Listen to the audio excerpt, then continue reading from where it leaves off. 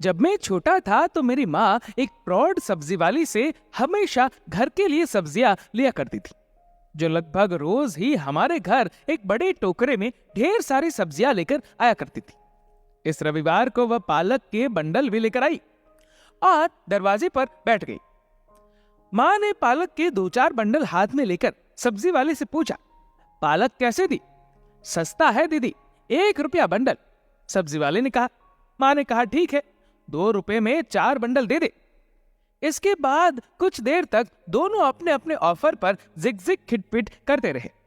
सब्जी वाली कुछ नाराजगी जताते हुए बोली, इतनी तो मेरी खरीदी भी नहीं है दीदी।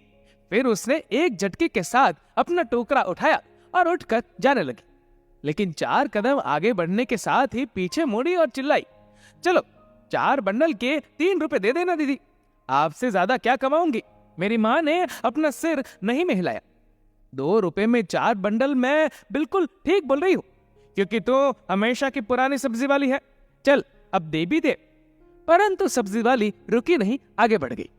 शायद वे दोनों एक दूसरे की रणनीतियों को भली भांति जानते थे और ये खरीदने और बेचने वालों के बीच रोज ही होता होगा। 8-10 कदम जाकर सब्जी वाली मुड़ी और हमारे दरवाजे पर वापस आ गई। माँ दरवाजे पर ही इंतजार कर रही थी। सब्जी वाली अपना टोकरा सामने रखकर कुछ ऐसे बैठ गई जैसे कि वह किसी सम्मोहन की समाधि में हो।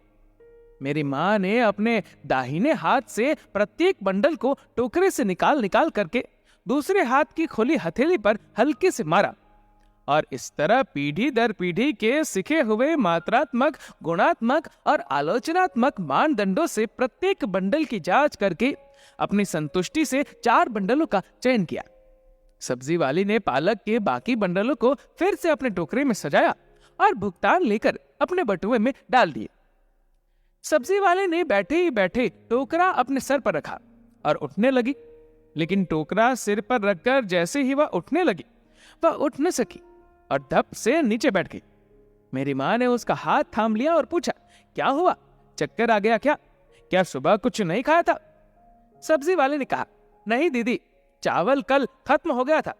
आज की कमाई से ही मुझे कुछ चावल खरीदना है, घर जाकर पकाना है, उसके बाद ही हम सब खाना खाएंगे। मेरी माँ ने उसे बैठने के लिए कहा, फिर फुर्ती से अंदर चली गई। चपाती व सब्जी के साथ तेजी से वापस आई और सब्जी वाली को दी।